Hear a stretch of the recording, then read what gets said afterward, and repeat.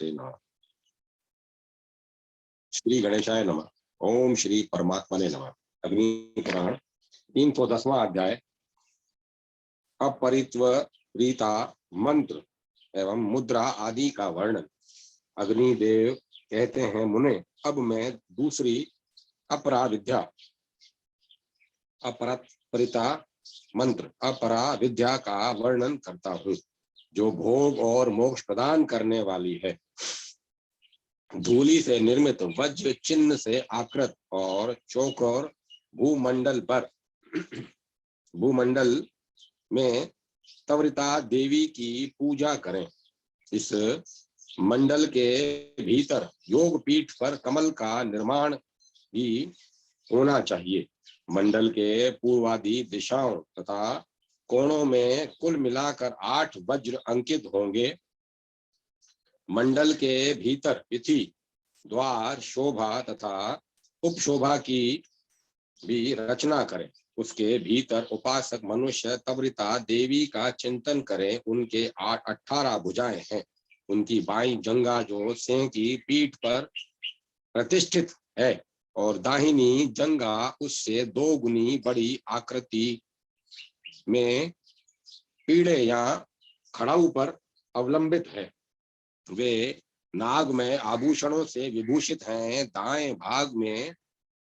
भाग के हाथों में क्रमशः वज्र, दंड, खड़ग, चक्र, गदा, शूल, बाण, शक्ति तथा वृद्ध मुद्रा धारण करती हैं और वाम भाग के हाथों में क्रमशः धनुष, पाश, शर, घंटा, तर्जनी, शंख, अंकुश, अभय मुद्रा तथा वज्र नामक आयुध लिए रहती हैं। तवरिता देवी के पूजन से शत्रु का नाश होता है। तवरिता का आराधक राज्य को भी अनायास ही जीत लेता है। वह दीर्घायु तथा राष्ट्र की विभूति बन जाता है। दिव्य एवं द्वितीय, देविक और लौकिक सभी सिद्धियां उसके अधीन हो जाती हैं। तवरिता को तवरिता भी कहते हैं। इस नाम की व्युत्पत्ति इस प्रकार समझनी चाहिए। तल शब्द से 7वां पाताल, काल, अग्नि और संपूर्ण भुवन ग्रहित होते हैं। ओंकार से परमेश्वरी से लेकर जितना भी ब्रह्मांड है, उन सब का प्रतिपादन होता है। अपने मंत्र के आदि अक्षर ओमकार से देवी तल पर्यंत तोय का त्वरित भ्रमण प्रक्षेपण करती है। इसीलिए वे तोतला त्वरिता कही गई हैं। अब मैं त्वरिता मंत्र को प्रस्तुत करने का प्रकार अर्थात मंत्रोद्धार बता रहा हूं। भूतल पर स्वर्ग वर्ग लिखें। स्वर्ग वर्ग में 16 अक्षर हैं।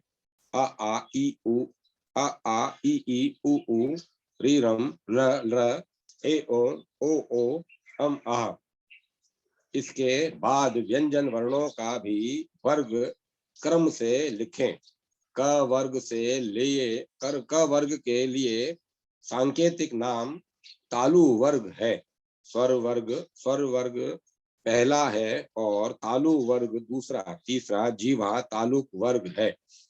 इसमें च वर्ग के अक्षर संयोजित है। चतुर्थ वर्ग तालु जीवाग्र कहा गया है। इसमें ट वर्ग के अक्षर हैं। पंचम जीवादंतक वर्ग है। इसमें ट वर्ग के अक्षर हैं। षष्ठ वर्ग का नाम है ओष्ठपुट संपन्न।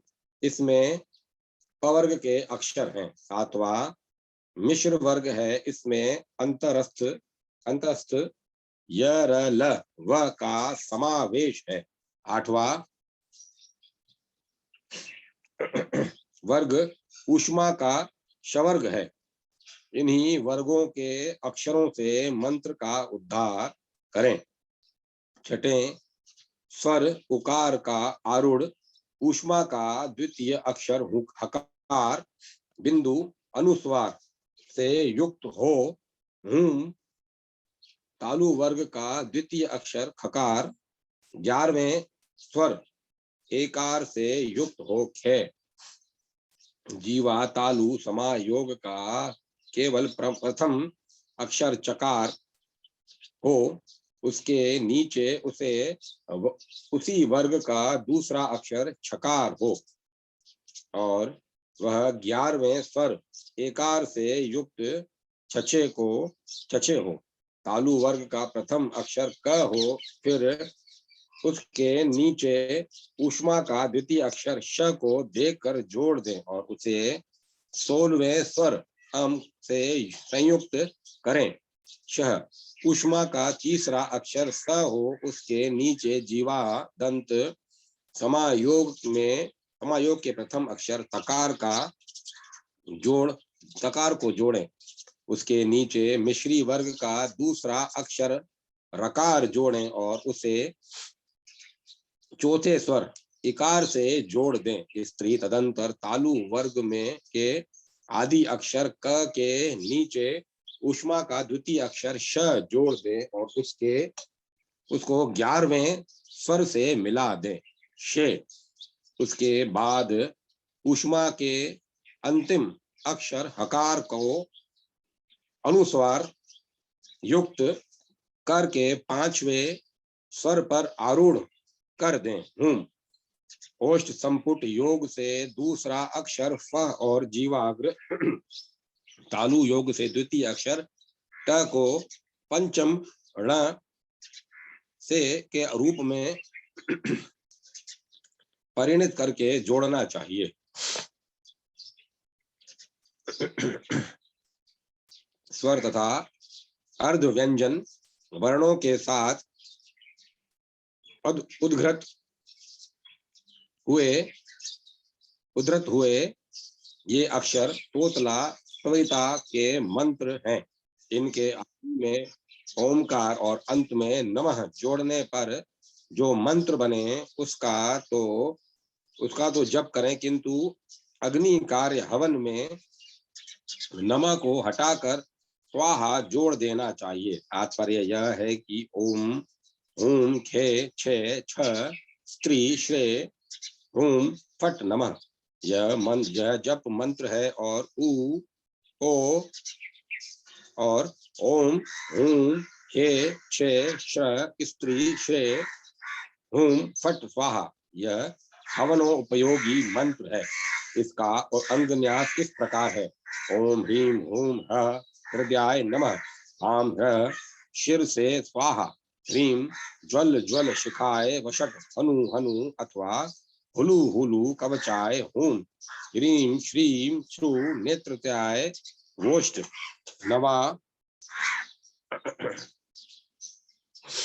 नवा फ और आधा अक्षर ट रूप तो तोतला त्वरित विद्या है, उसी को देवी का नेत्र कहा गया है।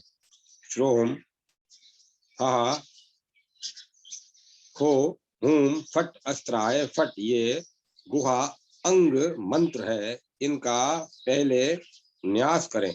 तवरिता के अंगों का वर्णन आगे चलकर करूंगा। इस समय तवरिता विद्या के अंगों का वर्णन मुझसे सुनो। प्रथम 2 बीजाक्षर या मंत्राक्षर हृदय है।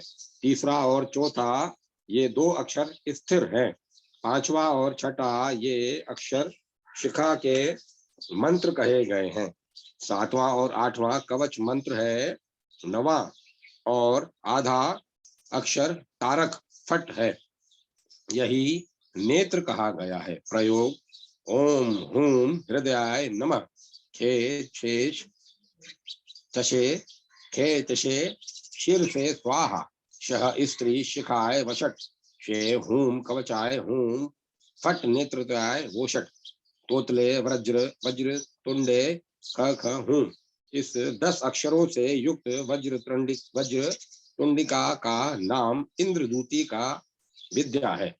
खेचरी ज्वालिनी ज्वाले ख ख इन 10 अक्षरों से युक्त ज्वालिनी विद्या है।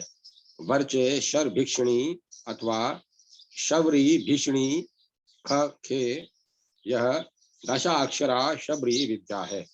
6 छेदनी करालिनी ख ख यह दशा अक्षर कराली विद्या है। श श्व द्र पलविंग ख खे, यह दशाक्षर पलंग दूती विद्या है। स्त्री बलम कली ध्वनिनी शासी, यह दशा अक्षरा श्वान वेगी का विद्या है। शे अक्षे कपिले हंस, यह दशा अक्षरा कपिला दूती का विद्या है। हूम तेजोवती रौद्री मातंगी, यह दशा अक्षरा रुद्री दूती का फुटे फुटे ख ख खडगे फट, यह दशा अक्षरा ब्रह्म दूती का विद्या है। वेताली में उक्त सभी मंत्र दशा अक्षर होते हैं। अन्य विस्तार की बातें अपवाल की भांति सारहीन है, उन्हें छोड़ देना चाहिए। न्यास आदि में हृदय आदि अंगों का उपयोग है। नेत्र का शुद्धि पुरुष मध्य में न्यास करें। पैर से लेकर मस्तक तक तथा मस्तक से लेकर पैरों तक चरण, जानु, उरु, गुहा, नाभि, हृदय तथा कंठ देश से मुखमंडल पर्यंत ऊपर नीचे आदि बीज से निर्गत सोम रूप आकार, जो अमृत की धारा एवं स्वाद से परिपूर्ण है, ब्रह्मरंध्र से मुझ में प्रवेश कर रहा है, ऐसा साधक चिंतन करे। मंत्रोपासक मूर्धा, मुख, कंठ, हृदय, नाभि, गुहा, उरु, जानु और पैरों में तथा तर्जनी आदि में आदि बीज का बारंबार न्यास करे।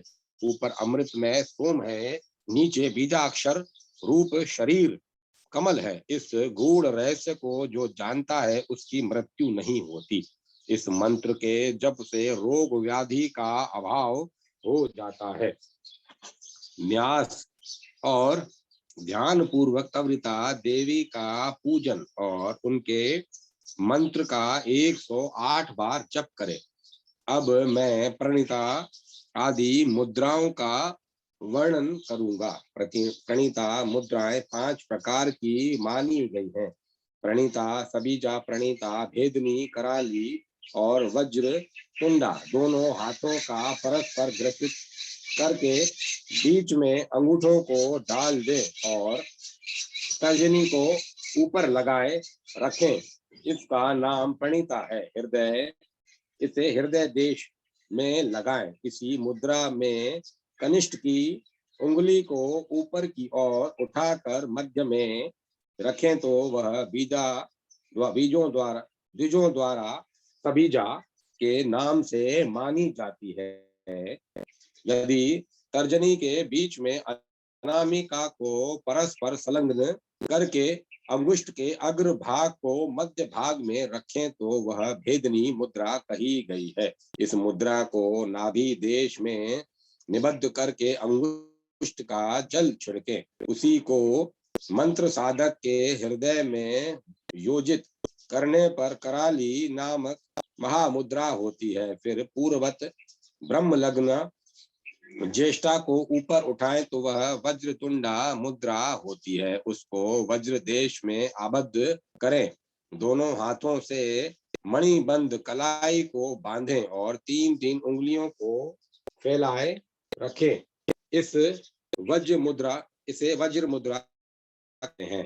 दंड, खड़ग, चक्र और गदा आदि मुद्राएं इनकी आकृतियों के अनुसार बताई गई हैं। अंगुष्ठ से 3 अंगुलियों को आक्रंत करें। वे तीनों उदर्भमुख हो तो त्रिशूल मुद्रा होती है। एकमात्र मध्यमा उंगली ऊपर की ओर उठी रहे तो शक्ति मुद्रा संपादित होती है।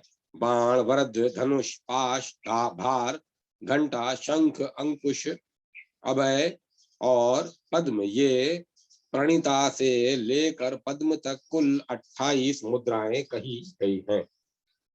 ग्रहणी, मोक्षणी, ज्वालिनी, अमृता और अभया, ये 5 प्रणीता नाम वाली मुद्राएं हैं। इनका पूजन और होम में उपयोग करना चाहिए।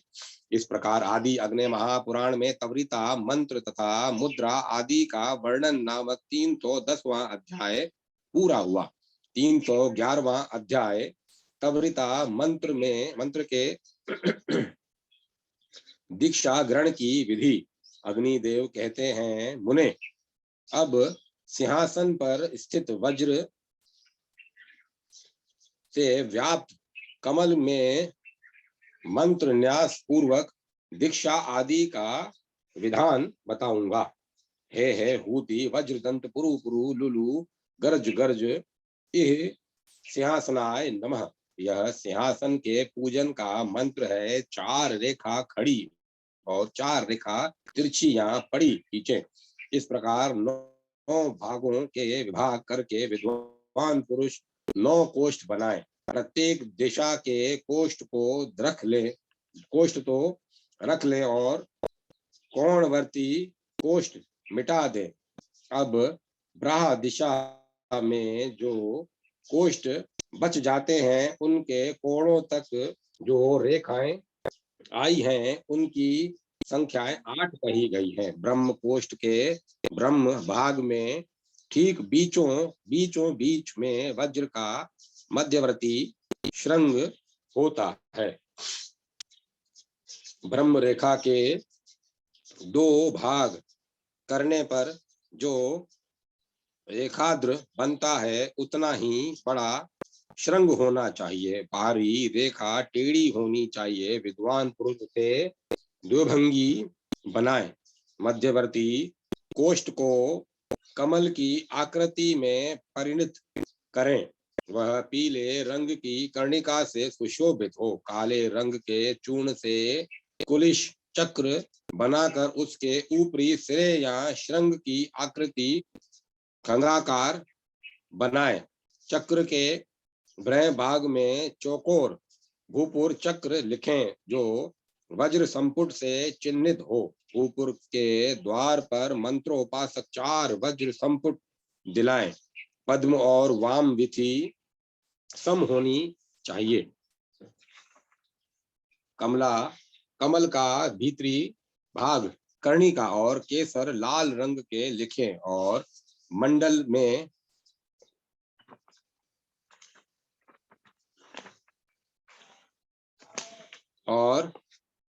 में स्त्रियों को दीक्षित करके मंत्र जप का अनुष्ठान करवाएं तो राजा शीघ्र ही पर राष्ट्रों पर विजय पाता है और यदि अपना राज्य छिन गया हो तो उसे भी वह शीघ्र ही प्राप्त कर लेता है। प्रणव मंत्र ओंकार से संदीप्त अतिशय तेजस्विनी की हुई मूर्ति को पुकार से नियोजित करें।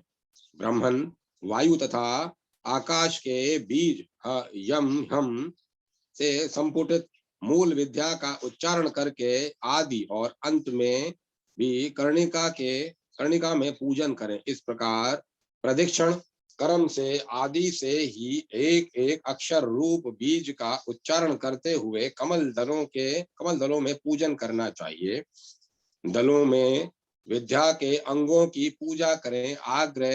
आग्नेय दिशा से लेकर वाम क्रम से नेत्रत्य दिशा तक हृदय, सिर, शिखा, कवच तथा नेत्र इन 5 अंगों की पूजा करके मध्य भाग कर्णिका में पुनः नेत्रों की तथा संपूर्ण दिशाओं में अस्त्र की पूजा करनी चाहिए। गुहांग में रक्षा की तथा केसरों में वाम दक्षिण पार्श्व में विद्यमान 5-5 हुतियों की अपने अपने नाम मंत्रों से पूजा करें। गर्भमंडल के ब्राह भाग में 8 लोकपालों का न्यास करें। वर्णांत श या ह को अग्नि र के ऊपर चढ़ाकर उसे छठे स्वर ऊ से विभेदित करें और 15वें स्वर नम चंद्र बिंदुओं को उसके सिर पर चढ़ाकर उस श्रोण अथवा हुम बीज को आदि में रखकर दिक्पालों के अपने अपने नाम मंत्रों से संयुक्त करके उनकी पूजा करें। फिर शीघ्र ही सिंहासन पर कमल की कर्णिका में गंध आदि उपचारों द्वारा पूजन करें। इससे श्री की प्राप्ति होती है। तदंतर 108 मंत्रों द्वारा अभिमंत्रित 8 कलशों द्वारा कमल को वेष्टित कर दें। फिर 1000 बार मंत्र जप करके दशांश होम करें। पहले अग्नि मंत्र रम से कुंड में अग्नि को ले जाएं और हृदय मंत्र नमः से उसको वहां स्थापित करें।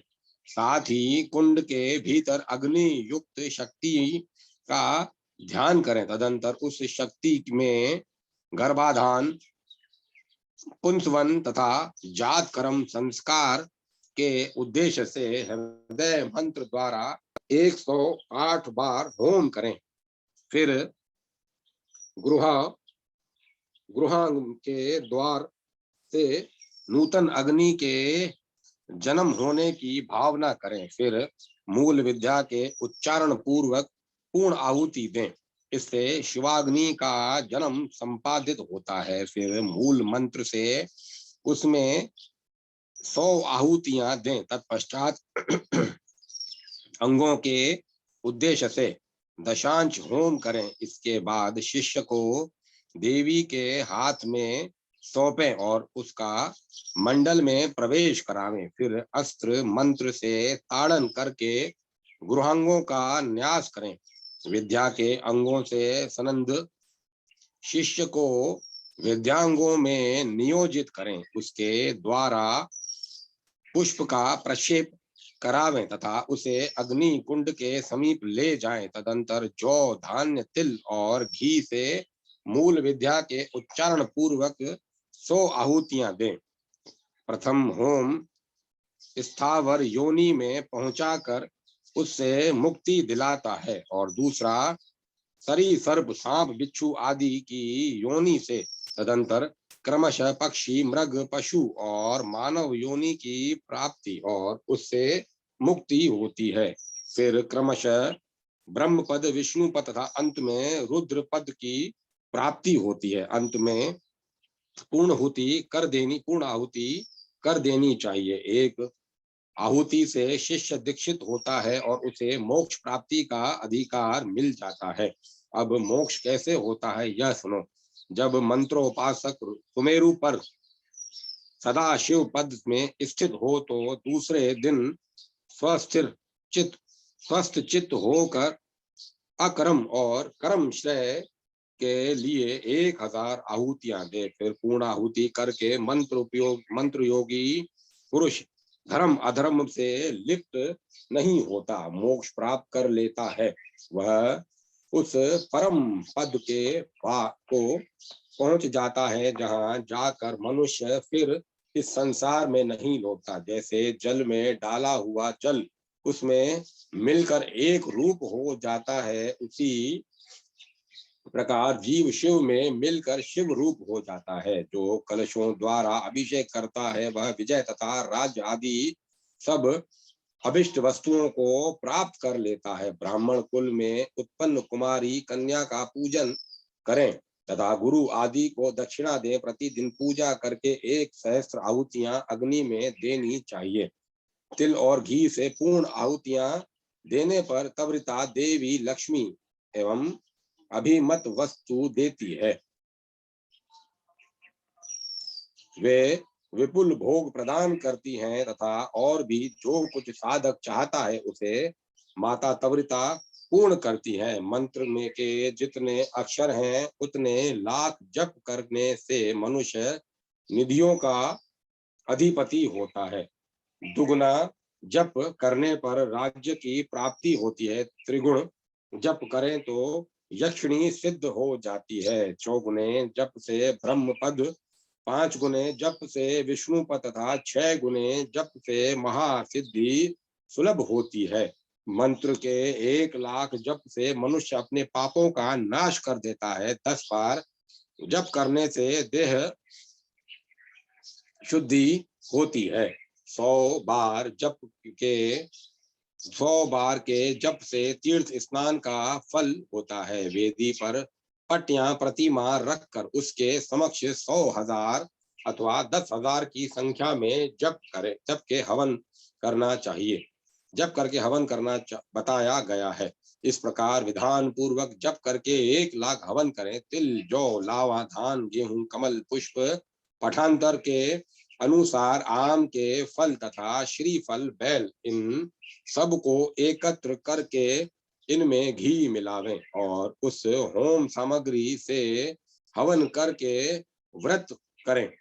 रात में कवच आदि से सनद हो खड़े हो खग, धनुष तथा बाण आदि लेकर एक वस्त्र धारण करके उपर्युक्त वस्तुओं से ही देवता की पूजा करें। वस्त्र का रंग चितकबरा, लाल, पीला, काला अथवा नीला होना चाहिए। मंत्र वेता विद्वान दक्षिण दिशा में जाकर मंडप के द्वार पर दूती मंत्र से बलि अर्पित करे। यह बलि द्वार आदि में अथवा एक वृक्ष वाले शमशान में भी दी जा सकती है। ऐसा करने से साधक राजा को हो समस्त कामनाओं का तथा सारी पृथ्वी का राज्य उपभोग कर सकता है। इस प्रकार आदि अग्नि महापुराण में तवरिता मूल मंत्र की दीक्षा आदि का कथन नामक 311वां अध्याय पूरा हुआ। 312वां अध्याय तवरिता विद्या से प्राप्त होने वाली सिद्धियों का वर्णन।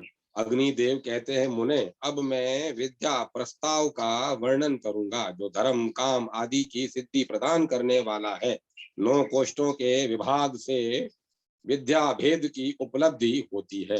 अनुलोम विलोम योग, समास, व्यास योग, कर्ण विकर्ण योग, अध उदर्व विभाग योग तथा त्रितक योग से देवी के द्वारा जिसके शरीर की सुरक्षा संपादित हुई है वह साधक सिद्धिदायक मंत्रों तथा बहुत से निर्गत प्रस्तावों को जानता है। शास्त्र में मंत्र बताए गए हैं किंतु वहाँ उनके प्रयोग दुर्लभ हैं। प्रथम गुरु वर्ण ही होता है, उसका पूर्व काल में वर्णन नहीं हुआ है। वहाँ प्रस्ताव के एकाक्षर, द्व्यक्षर तथा त्रिअक्षर मंत्र प्रकट हुए। 4-4 खड़ी तथा पड़ी रेखाएं खींचें। इस प्रकार 9 होते हैं। मध्य कोष्ठ से आरंभ करके प्रदक्षिण क्रम से मंत्र के अक्षरों का उनमें न्यास करें। तदंतर प्रस्ताव भेदन करें। प्रस्ताव क्रम योग से जो प्रस्ताव को प्राप्त करता है उस साधक की मुट्ठी में सारी सिद्धियां आ जाती हैं। सारी त्रिलोकी उसके चरणों में झुक जाती है। वह 9 खंडों में विभक्त जम्बू द्वीप की संपूर्ण भूमि पर अधिकार प्राप्त कर लेता है। कपाल खप्पर पर अथवा शमशान के वस्त्र शव के ऊपर से उतारे हुए कपड़े पर सब और शिव तत्व लिखकर मंत्र वेता पुरुष बाहर निकले और मध्य भाग में कर्णिका के ऊपर अभिष्ट व्यक्ति विशेष का भोज पत्र पर नाम लिखकर रख दे। फिर खैर की लकड़ी से तैयार किए गए अंगारों द्वारा उस भोज पत्र को तपाकर दोनों पैरों के नीचे दबा दे। यह प्रयोग एक ही सप्ताह में चराचर प्राणियों सहित समस्त त्रिभुवन को भी चरणों में ला सकता है। वज्र संपुट गर्भ से युक्त 12 अक्षर चक्र के मध्य में द्वेष व्यक्ति का नाम लिखकर रखें। उस नाम को सदाशिव मंत्र से विदर्भित केशों द्वारा मार्जित कर दें। उक्त 12 अक्षर चक्र तथा नाम आदि का उल्लेख हल्दी से दीवार पर, काष्ठ फलक पर अथवा शिलापट पर करना चाहिए। ऐसा करने से शत्रु के मुख गमन शक्ति तथा सेना का भी स्तंभन अवरुद्ध हो जाता है। शमशान के वस्त्र पर विष मिश्रित रक्त से षटकोण चक्र का उल्लेख कर उसके मध्य में शत्रु का नाम लिखें। फिर उस चक्र को चारों ओर शक्ति बीज से योजित करके उस पर डंडा रख दें। फिर साधक शमशान भूमि पर रखे हुए उस शत्रु पर शीघ्र दंड से प्रहार करे। यह प्रयोग उस शत्रु राजा के राष्ट्र को खंडित कर देता है। इसी तरह चक्राकार मंडल बनाकर उसके मध्य भाग में शत्रु के नाम को स्थापित कर दे। चक्र की धारा में शक्ति बीज का न्यास करे। शत्रु का नाम लिखकर, शत्रु का नाम लेकर उस पर भावना द्वारा उक्त चक्रधार से प्रहार करे, उससे शत्रु का हरण होता है। इसी प्रकार खड्ग के मध्य भाग में गरुड़ बीज के साथ शत्रु का नाम लिखकर उसका पूर्ववत विदर्भीकरण करे। उक्त नाम शमशान भूमि की चिता के कोयले से लिखना चाहिए। उस पर चिता किए भस्म से प्रहार करें। ऐसा करने से साधक एक ही सप्ताह में शत्रु के देश को अपने अधिकार में कर लेता है। वह छेदन भेदन और मारण से के में शिव के समान शक्तिशाली हो जाता है। तारक फट को नेत्र कहा गया है। उसका शांति पुष्टि कर्म में नियोग करें। यह दहनादि प्रयोग शाकिनी को भी आकर्षित कर लेता है। पूर्वोक्त 9 चक्रों में मध्यगत मंत्राक्षर से लेकर पश्चिम दिशावर्ती कोष्ठ तक के 2 अक्षरों को वक्र तुंड मंत्र के साथ जपने से कुष्ठ आदि जितने भी चरमगत रोग हैं उन सब का नाश हो जाता है। इसमें संशय नहीं है। यह अध उधर्व विभाग योग है। मध्य कोष्ठ से उत्तरवर्ती कोष्ठ तक के 2 अक्षर वाले मंत्र को कराली बंद के साथ जप करें तो वह द्वैश्री विद्या यदि साक्षात शिव प्रतिपादित हो तो उनसे भी अपनी रक्षा करवाती है। इसी प्रकार पश्चिमगत मंत्राक्षर को आदि में रखकर उत्तर कोष्ठ तक के मंत्राक्षरों को वक्रतुंड मंत्र के साथ जप किया जाए तो ज्वर तथा खांसी का नाश होता है। उत्तर कोष्ठ से लेकर मध्य कोष्ठ तक के मंत्राक्षरों का एक एक साथ जप किया जाए तो साधक की इच्छा से वट के बीज में गुरुता भारीपन आ जाती है। वह इसी तरह पूर्वादि मध्यामंत अक्षरों के जप से वह तत्काल उसमें लघुता हल्कापन ला सकता है। भोजपत्र पर गोरोचनों द्वारा वज्र से व्याप्त भूपुर चक्र लिखकर अनुलोम क्रम से स्थित मंत्र बीजों को लिखकर उसे मंत्रवत धारण करके साधक अपने शरीर की रक्षा करें। भाव पूर्वक स्वर्ण में मढ़ाकर धारण किया गया यह रक्षा यंत्र मृत्यु का भी नाश करने वाला होता है। वह विघ्न पाप तथा शत्रुओं का दमन करने वाला है तथा सौभाग्य और दीर्घायु देने वाला है। यह रक्षा यंत्र धारण किया जाता है तो वह जुआ तथा युद्ध में भी विजयदायक होता है। इंद्र की सेना के साथ संग्राम हो तो उसमें भी वह विजय दिलाता है। इसमें संशय नहीं है। यह रक्षा यंत्र वंध्या को भी पुत्र देने वाला तथा दूसरी चिंतामणि के समान मनोवच्छा की पूर्ति करने वाला है। इसमें रक्षित हुआ मनुष्य पर राष्ट्रों पर भी अधिकार पाता है तथा राज्य और पृथ्वी को जीत लेता है। फट स्त्रीम श्रेम ह्रूम इन 4 अक्षरों का 1 लाख जप करने से यक्ष आदि भी वशीभूत हो जाते हैं। इस प्रकार आदि अग्नि महापुराण में तवरिता विद्या से प्राप्त होने वाली सिद्धियों का वर्णन नामक 312वां अध्याय पूरा हुआ।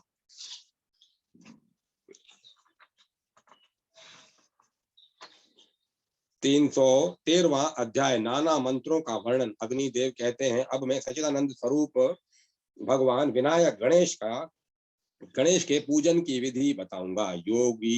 योग पीठ पर प्रथम तो आधार शक्ति की पूजा करें, फिर अग्नि आदि कोणों तथा पूर्वादि दिशाओं में क्रमशः धर्म, ज्ञान, वैराग्य, ऐश्वर्य, अधर्म, अज्ञान, अवैराग्य तथा अनैश्वर्य, इन 8 की अर्चना करें। तदंतर कंद, नाल, कर्णिका, केसर और शताब्दी 3 गुणों की और पद्मासन की पूजा करें। इसके बाद त्रिवा, ज्वालिनी, नंदा, सुयशा, भोगदा, काम रूपिणी, उग्रा, तेजोवती, सत्या तथा विघ्न नाशिनी, इन 9 शक्तियों की पूजा करें। तत्पश्चात गणेश की मूर्ति का अथवा मूर्ति के अभाव में ध्यानोक्त गणपति मूर्ति का पूजन करें। इसके बाद हृदय आदि अंगों की पूजा करनी चाहिए।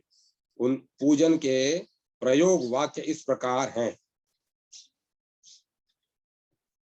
गण जाय हृदयाय नमः, एक दंताय उत्कटाय शिर से स्वाहा, अचल कर्णिने शिखाय वषट, गजवक्त्राय हुम फट, कवचाय हुम, महोदराय दंड हस्ताय अस्त्राय फट।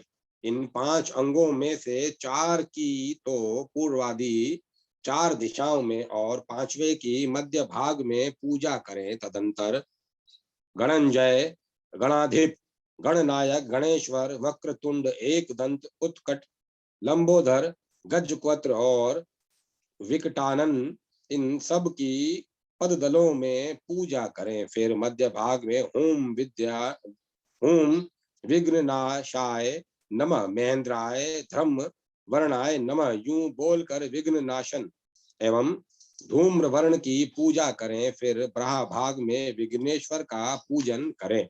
अब मैं त्रिपुरा भैरवी के पूजन की विधि बताऊंगा। इसमें 8 भैरवों का पूजन करना चाहिए। उनके नाम इस प्रकार हैं: अस्त्यांग भैरव, रूरू भैरव, चंड भैरव, क्रोध भैरव, उन्मत्त भैरव, कपाली भैरव, भीषण भैरव तथा संहार भैरव।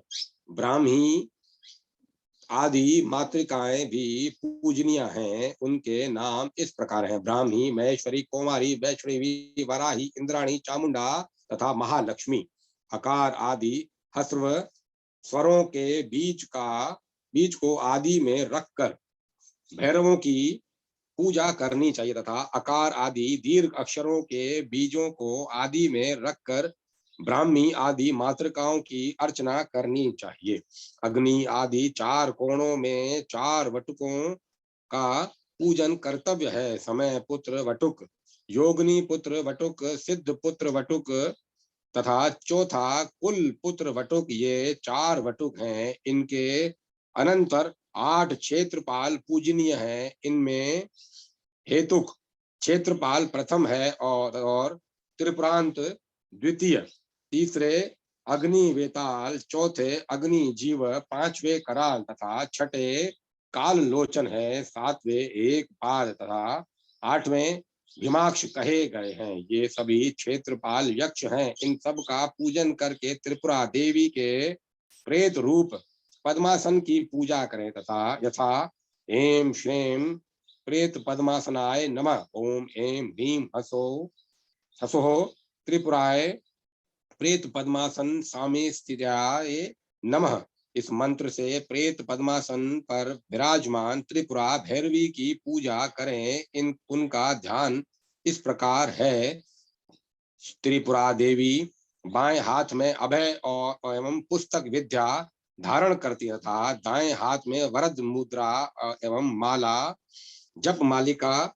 देवी बाण समूह से भरा तरकस और धनुष भी लिए रहती हैं। मूल मंत्र से हृदय आदि न्यास करें। अब प्रयोग विधि बताई जाती है: गौ समूह के मध्य में स्थित हो शमशान आदि के वस्त्र पर चिता के कोयले से अष्टदल कमल का चक्र लिखें या लिखावें। उसमें द्वेष पात्र का नाम लिखकर लपेट दें।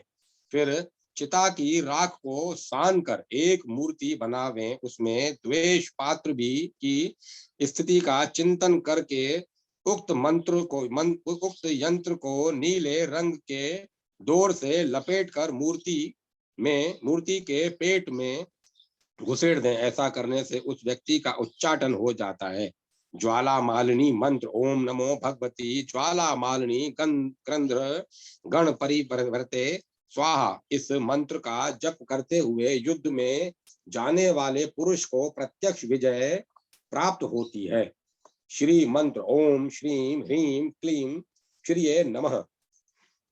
चतुर्दल कमल में उत्तरादि दल के क्रम से क्रमशः घृणिनी, सूर्या, आदित्या और प्रभावती, इन 4 श्री देवियों का उक्त मंत्र से पूजन करके मंत्र जपने से श्री की प्राप्ति होती है। ये सभी श्री देवियां स्वर्णगिरी के समान परम सुंदर कांति वाली हैं। गौरी मंत्र, ओम ह्रीम गौर्ये नमः। इस द्वारा जप, होम, ध्यान तथा पूजन किया जाए तो यह साधक को सब कुछ प्रदान करने वाला है। गौरी देवी की अंग कांति अरुणाभ गौर है।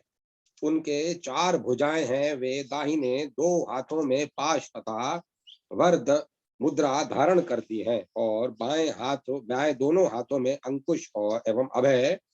शुद्ध चित्त से गौरी देवी की प्रार्थना आराधना करने वाला बुद्धिमान पुरुष 100 वर्षों तक जीवित रहता है तथा उसे चोर आदि का भय नहीं प्राप्त होता। युद्ध स्थल में इस मंत्र से अभिमंत्रित जल को पी लेने से अपने ऊपर क्रोध से भरा हुआ पुरुष भी प्रसन्न हो जाता है।